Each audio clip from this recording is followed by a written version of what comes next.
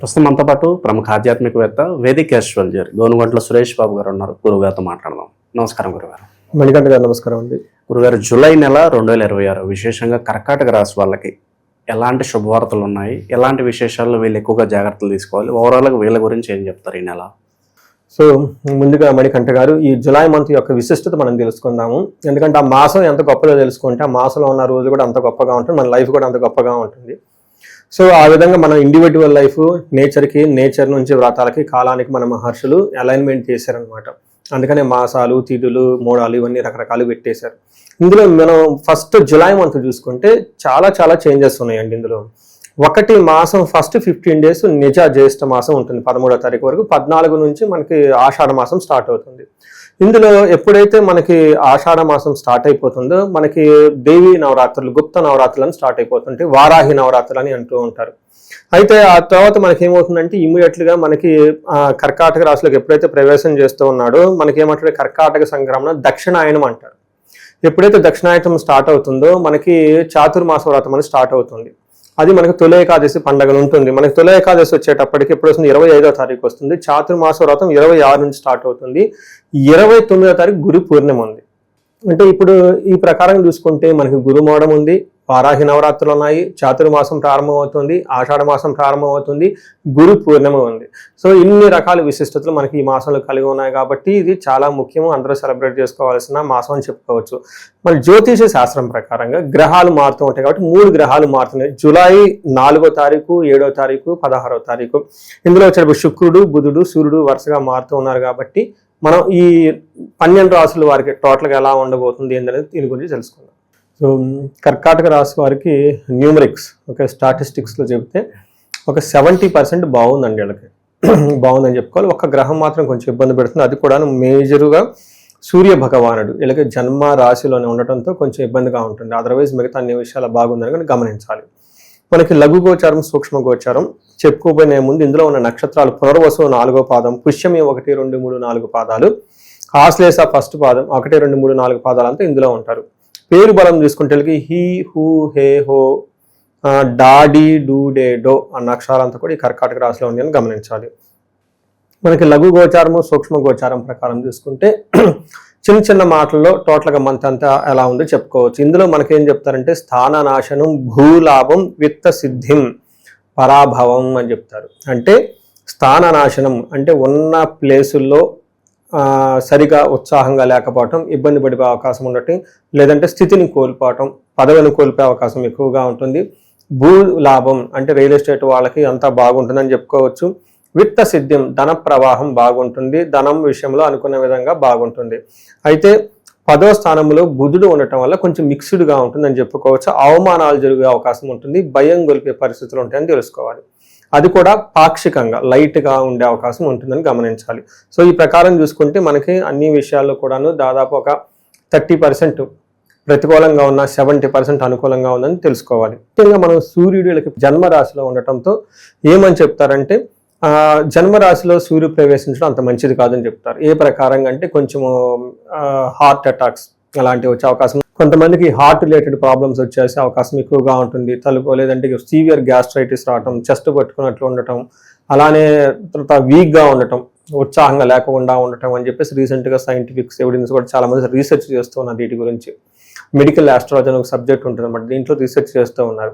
అందులో జన్మరాశిలో ఎప్పుడైతే సూర్య భగవానుడు ప్రవేశిస్తారో ఏమవుతుందంట, మన ఫస్ట్ మహర్షులు కూడా అదే చెప్తూ ఉంటారు. ఏమని చెప్తారు, దేహాతి సతతం కాలతిక్రమణ భోజనం బంధుమిత్ర సుహృద్వేష చంద్రరాశి గతౌ రవి అంటారు. అంటే ఏంటి, దేహాతి శారీరకంగా చాలా టైర్డ్గా ఉండటం, అంతేకాకుండా సత్వం, నిస్సత్వం అంటే ఉత్సాహం లేకుండా ఉండటం, సంతాపం ఎప్పుడు ఏదో ఒక విధంగా బాధపడే మనసు అనేది ఉత్సాహం కానీ లేకుండా విచారంగా ఉండే అవకాశం ఎక్కువగా ఉంటుంది. కాలతిక్రమణ భోజనం టయానికి భోజనం చేయలేరంటాం. అంతేకాకుండా బంధుమిత్ర సుహృద్వేష బంధువులతోటి, ఫ్రెండ్స్ తోటి గొడవలు పడే అవకాశం ఎక్కువగా ఉంటుందని చెప్తూ ఉంటారు. బేసికల్గా ఇది హెల్త్ రిలేటెడ్ జాగ్రత్తగా ఉండాలి, తెలిసిన వాళ్ళతో కొంచెం జాగ్రత్తగా ఉంటే సరిపోతుంది. అలానే భార్యగా హెల్త్ విషయంలో కూడా కొంచెం జాగ్రత్తగా ఉండవలసిన అవసరం ఎంతైనా ఉంటుంది. యత్న కార్యానుకూలత్వం ఏదైనా కనుక ఒక పని చాలా ప్లానెడ్గా చేస్తే కలిసి వచ్చే అవకాశం ఎక్కువగా ఉంటుంది. సంపదలు కలిసి వస్తుంది, చక్కగా అవకాశాలు కూడా అందిపుచ్చుకుంటారని చెప్పుకోవచ్చు. అంటే మనకి కుజుని వల్ల యాక్షన్ ఓరియంటెడ్గా కావాల్సిన పనులన్నీ సాధించుకుంటారని చెప్పుకోవచ్చు. అయితే బుధుడు మనకి వీళ్ళకి 12వ స్థానంలో ఉండటం అంత మంచిది కాదు అని చెప్తారు. ఏమవుతుందంట ఇక్కడ నిత్య సంవాదం, దారిద్ర్యం, ఖుషి, భోజనం, అల్పశః అంటారు. అంటే ఏదైనా పని చేస్తే అందులో ఆదాయం కొంచెం ఉంటుంది, టయానికి భోజనం చేయరు, కొంచెం గొడవలు అయ్యే అవకాశం ఎక్కువగా ఉంటుంది. ఫైనాన్షియల్గా జరిగే ట్రాన్సాక్షన్స్ ఏవైతే ఉంటాయో అవి బ్లాక్ అయిపోతూ ఉంటుంది. నెట్వర్క్, ఆన్లైన్ ఇవి ఏదైనా గుంటే వాటిలో ఎక్కువగా ఉపయోగం లేకుండా బ్లాక్ అయ్యి కొంచెం ఇబ్బంది పడే అవకాశం ఎక్కువ ఉంటుందని గమనించుకోవాలి. కుజుడు 11వ స్థానంలో ఉండటంతో చాలా మంచి సపోర్ట్ ఇస్తూ ఉంటారు. ఈవెన్ సూర్యుడు ఇబ్బంది పెడుతున్నా కానీ కుజుని వల్ల చాలా ఉపయోగం ఉంటుంది, చాలా మంచి సపోర్ట్ ఇస్తారని తెలుసుకోవాలి. ఏ ప్రకారంగా వీళ్ళకి 11వ స్థానంలో కుజుడు ఉండటం వల్ల, ఎప్పుడైతే 11వ స్థానంలో కుజుడు ఉంటారో ఆరోగ్యం, అర్ధలాభం చ సంతోషం, వస్త్రలాభ కృత్, యత్న కార్యానుకూలత్వం, ధైర్యమే ఏకాదశి కుజ అంటారు. అంటే ఈ టైంలో ఏమవుతుంది, ఆరోగ్యం బాగుంటుంది, ధన సంపాదన బాగుంటుంది, సంతోషంగా ఉంటారు, వస్త్రలాభం బాగుంటుంది. అయితే అగైన్ మనకి ఇందాక చూసారా ఆల్టర్నేటివ్గా సూర్యుడు కొంచెం ఇబ్బంది పెడుతున్నాడు, నెక్స్ట్ గ్రహం సపోర్ట్ ఇస్తుంది. ఇందాక బుధుడు ఇబ్బంది పెడుతున్నాడు, కానీ శుక్రుడు ఇక్కడ పాజిటివ్గా ఉన్నారు. అందుకని ఇక్కడ శుక్రుడు ఏం చేస్తారంటేనండి 2వ స్థానంలో ఉంటే చాలా బాగుంటుంది, వాక్ చాలా బాగుంటుంది, సంపదలు జ్యువెలరీ కొనుక్కుంటారు, చక్కగా మంచి భోజనం చేస్తూ ఉంటారు, అన్ని విషయాలు బాగుంటుందని చెప్తారు. అయితే మనకి సంస్కృతంలో ఒక శ్లోకం కూడా ఉంటుంది, ఏమని చెప్తారు, కుటుంబ సౌఖ్యం ఆరోగ్యం, స్త్రీ సల్లాపం యశత్కరం, దేహ సౌఖ్యం వస్త్రలాభం చ ద్వితీయ స్థానగే భృగుర్ దిశేత్ అని చెప్తారు. ఎప్పుడైతే కనుక భృగు అంటే శుక్రుడు 2వ స్థానంలో ఉంటారు, ఏమవుతుంది, కుటుంబం సౌఖ్యంగా ఉంటుందంట, దాంతోపాటు ఆరోగ్యం బాగుంటుంది. స్త్రీ సల్లాపం అంటే లేడీస్తో చక్కగా మాట్లాడుతూ విభేదాలు ఏమైనా ఉంటే తొలగిపోయి హ్యాపీగా ఉంటారు. ఇన్ కేసు లేడీస్ అయితే జెంట్స్తో చక్కగా బాగుంటారని తెలుస్తూ ఉంటుంది. యశత్కరం అంటే కీర్తి ప్రతిష్టలు ఉంటాయని చెప్తూ ఉంటారు. దీనితో పాటు దేహ సౌఖ్యం, శారీరకంగా చాలా కంఫర్టబుల్గా ఉంటారు, వస్త్రలాభం, మంచి షాపింగ్ అవన్నీ చేసుకొని మంచి నీట్గా బట్టలు కట్టుకొని హ్యాపీగా ఉంటారనేది మనకు చెప్తూ ఉంటుంది. దీనితో పాటు టయానికి మంచి ఫుడ్ కూడా తింటారని చెప్పబడడం జరిగిందండి. ఓకే, ఇక సినిమా వాళ్ళకి, రాజకీయ నాయకులకి విశేషంగా ఎలా ఉంటుందంట? వీళ్ళకి బుధుడు మోస్ట్ ఇంపార్టెంట్ అండి. వీళ్ళకి బుధుడు కొంచెం ప్రతికూలంగా ఉండటం వల్ల కొంచెము లేట్గా రిజల్ట్ వస్తుందని చెప్పుకోవచ్చు. ఎందుకంటే అగైన్ ఇక్కడ 2 విధాలు ఉందండి. మూవీ ఇండస్ట్రీలో ఎవరైతే యాక్టింగ్, కళాత్మకంగా క్రియేటివ్ సైడ్ ఉంటారో వాళ్ళకి బాగుంటుంది. బట్ ఎవరైతే మనకేం చెప్తారు యాక్షన్ ఓరియంటెడ్ అవి ఉంటే అవి అంతా వాళ్ళకి ఏమంటారు మాటలు, రైటింగ్, కొంత పార్ట్ అంటే ప్రాసెస్, కంటిన్యూ కమ్యూనికేషన్ ఇలాంటి వాటి విషయాలు ఇబ్బంది పడతారని తెలుసుకోవచ్చు. అగైన్ మూవీ డైరెక్టర్లు ఎవరైతే ఉంటారో వాళ్ళు kind of manager, administrator, executive కదండి, వాళ్ళంతా మేనేజ్ చేస్తూ ఉంటారు. ఇలాంటి వాళ్ళకి అగైన్ అంత సరిగా ఉండదు, ఎందుకంటే సూర్యుడు వీళ్ళకి సొంత అనుకూలంగా లేదు కాబట్టి. అగైన్ వీళ్ళ కింద పనిచేసే టీం ఉంటారు, స్టంట్ టీము, కొన్ని డిపార్ట్మెంట్లు ఉంటాయంటే హైలీ అగ్రెసివ్ యాక్షన్ ఓరియంటెడ్ ఉంటాయి అన్నమాట. వాళ్ళంతా బాగుంటుంది అని చెప్పుకోవచ్చు. అంటే టోటల్గా ఈ రాశి వాళ్ళకి మిక్స్డ్గా ఉంటుంది, వాళ్ళ ఉన్న ఫీల్డ్ని బట్టి చూసుకుంటే సరిపోతుంది. సార్, ట్రావెల్ చేసే వాళ్ళకి ఏమన్నా సలహాలు, సూచనలు ఉన్నాయంటే దూర ప్రయాణం వెళ్తూ ఉంటారు కదా, వాళ్ళకి ఏదన్నా చెప్పదలుచుకుంటారా? ట్రావెల్ చేసే వాళ్ళకైతే ప్రాబ్లం ఏమీ లేదండి, చక్కగా బ్రహ్మాండంగా ట్రావెల్ చేసుకోవచ్చు, అందులో ఎలాంటి ప్రాబ్లం అయితే ఏమీ లేదు. ఈ రాశికి సంబంధించిన నక్షత్రాలు వాళ్ళకి ఎలా ఉండబోతుంది? నక్షత్రం చూసుకుంటే పునర్వసు, పుష్యమి, ఆశ్లేష 3 నక్షత్రాలు. ఇందులో పునర్వసు నక్షత్రం వాళ్ళకి చూసుకుంటే పాజిటివ్ సైడ్లో క్షేమంగా ఉంటారు, సంపదలు ఉంటుంది, ధనలాభము, మృష్టాన్న భోజనము, ఫారిన్ రిలేటెడ్, ఫారిన్లో ఉన్న వాళ్ళకి బాగుంటుంది. అయితే ఛాలెంజెస్ ఏముంటుందంటే నాశనము, మృత్యు భయము అని చెప్తూ ఉంటారు. అంటే ఏదైనా పని చేస్తే అందులో సరిగా కలిసి రాదు. రెండోది మృత్యు భయం అంటారు, అంటే భయపడుతూ ఉండే అవకాశం ఎక్కువగా ఉంటుంది. అంటే ఫ్యూచర్ ఉంటుందా, అసలు ఎడిపోతుంది, ఏమవుతుంది, ఏం జరుగుతుందో, రకరకాల ఆలోచనలు వచ్చేసి భయపడుతూ కూర్చునే అవకాశం ఎక్కువగా ఉంటుందని గమనించాలి. ఇంకా సేమ్ వే పుష్యమి నక్షత్రం వాళ్ళకి పాజిటివ్ సైడ్లో క్షేమంగా, సౌఖ్యంగా, ధనలాభము, మృష్టాన్న భోజనము చక్కగా బాగుంటుంది అన్ని విషయాల్లో. వీళ్ళకి కూడాను మృత్యు భయము, నాశనం ఎక్కువగా కనిపిస్తూ ఉంటుంది. ఆశ్లేష నక్షత్రం వాళ్ళకి సేమ్ ఇలానే లాభప్రదంగా ఉంటారు, క్షేమంగా ఉంటారు, సౌఖ్యంగా ఉంటారు, మృష్టాన్న భోజనము చక్కగా భోజనం అంతా తింటూ ఉంటారు. అయితే వీళ్ళకి మృత్యు భయం ఎక్కువగా ఉంటుంది. ఆశ్లేష నక్షత్రం వాళ్ళకి చాలా బాగుంది, నక్షత్రం ప్రకారం చూసుకుంటే వీళ్ళకి మృత్యు భయం చూపిస్తూ ఉంటుంది. మిగతా అన్ని విషయాలు నార్మల్గా ఉందని గమనించాలి. సో మనం ఇదంతా గోచార ఫలితాల కింద చెప్పుకుంటామండి మణికంఠ గారు. దీని ప్రకారం ఏంటంటే ఒక 30% మాత్రమే ఇప్పుడు మనం చెప్పుకునేవి వాళ్ళకి అప్లై అవుతాయి.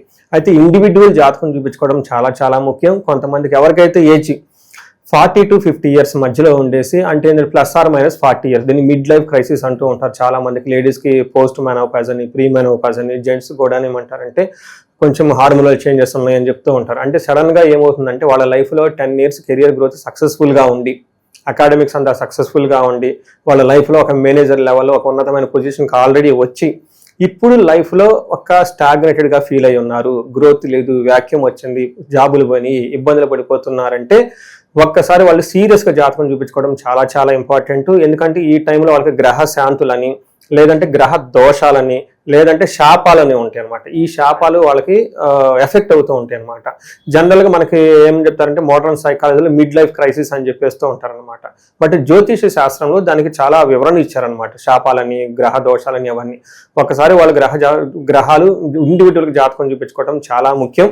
వాళ్ళకి ఫైనాన్షియల్ ప్రాబ్లం ఉన్నా స్వర్ణలక్ష్మి విశేష హోమం చేయించుకోవటము, ఏమైనా కానీ హెల్త్ కాంప్లికేషన్స్ ఉంటే ఆయుష హోమం చేయించుకోవటం, అంతేకాకుండా చండీ హోమం, అందరికి ఏదైనా కనుక సీరియస్ ప్రాబ్లమ్స్ కన్సర్న్స్ ఉంటే కనుక చండీ హోమం చేయించుకోవటం, ఇలా మన్యు పాశుపత అభిషేకాలు ఇవన్నీ చేయించుకుంటే వాళ్ళ యొక్క ఎలాంటి సమస్య ఉన్నా కానీ సమస్యకు సంబంధించిన పరిష్కారాలు మనం కనుక్కోవచ్చు. భార్యాభర్తల మధ్య అన్యోన్య దాంపత్య పాశుపత అభిషేకం అని చెప్పేసి ఇలా అన్నీ చేసుకోవచ్చు.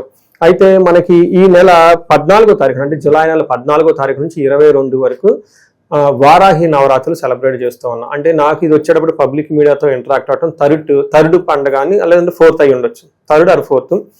ఈ ఎవ్రీ ఇయర్ మేము కొన్ని సెలబ్రేషన్స్, కొన్ని హోమాలు, పూజలు అన్ని ప్లాన్ చేయటం, కొన్ని సామూహికంగా, కొన్ని ఇండివిజువల్గా రకరకాలుగా చేస్తూ ఉన్నాం. బట్ ఈసారి కూడా మేము ఏం చేస్తున్నామంటే వారాహి పాశుపత విశేష హోమం అని చేస్తూ ఉన్నామండి. ఇది చాలా పెద్ద హోమము, ఒక దాదాపు 15 మంది దాకా బ్రాహ్మణులు పడుతూ ఉంటారు. ఇది 1 to 1 చేయడం జరుగుతుంది. ఈసారి సామూహికంగా చేయటం లేదు, పోయినసారి చేసేసి అంతా మేము అరేంజ్మెంట్ చేయలేక డబ్బులు రిటర్న్ ఇవ్వడం కూడా జరిగింది చాలా మందికి. బట్ ఇదేంటంటే ఓన్లీ సెలెక్టెడ్ పీపుల్కి 1 to 1 చేయటం జరుగుతుంది. దాదాపు 15 నుంచి 20 మంది బ్రాహ్మణులు పడుతుంటారు. వారాహి పాశుపత విశేష హోమం చేస్తూ ఉన్నాం అనమాట. దాదాపు 15 మంది. ఇది వచ్చేటప్పుడు 4:30 గంటల 5 గంటల పెద్ద హోమం పడుతుంది. Only in a day 2 times. నవరాత్రులు స్టార్ట్ అయిన 14వ తారీఖు నుంచి 22వ తారీఖు వరకు మార్నింగ్ ఒక స్లాట్, ఈవినింగ్ ఒక స్లాట్. ఈవినింగ్ స్లాట్ ప్రిఫరబుల్గా NRIలకి, అమెరికా ఉన్న వాళ్ళకి చేస్తూ ఉన్నాము. దీనివల్ల ఎందుకు చేయించుకోవాలంటే ఫస్ట్ కార్యజయం, చాలా నాలెడ్జ్ ఉంది, ఎగ్జిక్యూషన్ చేయలో ఫెయిల్ అయిపోతున్నాం అనుకున్న వాళ్ళకి వారాహి అమ్మవారికి చేయించుకోవాలి. రెండోది తగాదులు, శత్రుబాధలు ఏమైనా ఉంటే దానికి సంబంధించి చేసుకోవాలి, డైరెక్ట్గా ఇండైరెక్ట్గా ఎవరికైనా ప్రాబ్లమ్స్ ఉంటే చేయించుకోవాలి. మూడోది రియల్ ఎస్టేట్ పీపుల్ ఎవరైతే ఉన్నారో, స్టాగ్నేటెడ్గా ఉన్నారో, నేను ఎక్కడో ఆర్టికల్ చూస్తాను 80,000 అపార్ట్మెంట్లు ఏమో అన్యూజ్డ్, కొంతమంది పేమెంట్ కట్టేసి డ్రాప్ అయిన వాళ్ళు మొత్తం లాక్ అయి ఉన్నారనమాట. ఇలాంటి ఎవరైనా రియల్ ఎస్టేట్లో వాళ్ళు ఉన్నా కానీ లైఫ్లో ప్రోగ్రెస్ లేదు, ధనం లేదు అని అనుకుని ఎవరైనా కనుక అనుకుంటూ ఉంటే ఇది వాళ్ళకి ఈ నవరాత్రుల టైంలో చాలా మంచి ఒక అవకాశము. ఇంట్రెస్ట్ ఉన్న వాళ్ళు మాత్రం ఖచ్చితంగా ఫోన్ చేసి అపాయింట్మెంట్ తీసుకోండి. ఒకసారి మళ్ళా చెప్తున్నాను, 18 కంటే హోమాలు ఎక్కువ చేయలేము. In a day only 2 morning and evening. Morning preferably ఇండియన్స్కి, ఈవినింగ్ స్లాట్ NRSకి మేము అరేంజ్మెంట్ చేస్తున్నామండి. దీన్ని సద్వినియోగం చేసుకోవాలని చెప్పేసి నేను కోరుకుంటూ ఉన్నాను. ఇక ఎలాంటి పరిహారాలు వీళ్ళకి సూచిస్తారు ప్రస్తుతం ఉన్న గ్రహస్థితి బట్టి వీళ్ళకి? పరిహారాలు చూసుకుంటే వీళ్ళకి మిక్స్డ్గా ఉంది కాబట్టి అండి, బేసికల్గా సూర్యుడికి సంబంధించి సూర్యగ్రహ సంపూర్ణ శాంతి పూజలు ఉంటాయండి. ఈ పూజలు చేపించుకుంటే చాలా బాగుంటుంది. తర్వాత వీళ్ళకి మృత్యు భయం అని ఎక్కువగా చూపిస్తూ ఉంటుంది, అంటే అనవసరంగా భయపడే అవకాశం ఎక్కువగా కనిపిస్తుంది. దీనికి వీళ్ళు చండీ హోమం చేయించుకుంటే చాలా పవర్ఫుల్గా ఉంటుంది, చక్కగా చేయించుకోవచ్చు. ఇన్ కేసు చండీ హోమం ఎవరైనా చేయించుకోలేని వాళ్ళు ఆదిత్య హృదయ స్తోత్రం చదువుకుంటే చాలా బాగుంటుంది. ఆదిత్య హృదయ స్తోత్రం విత్ హనుమాన్ కార్యసిద్ధి మంత్రం కాంబినేషన్ చదువుకుంటే ఇంకా చాలా పవర్ఫుల్గా ఉంటుంది. అవి చేస్తే సరిపోతుందండి. ఓవరాల్గా ఈ రాశి వాళ్ళకి ఈ మాసం ఎలా ఉండబోతుందో మంచి విశ్లేషణ అందించారు. ధన్యవాదాలండి.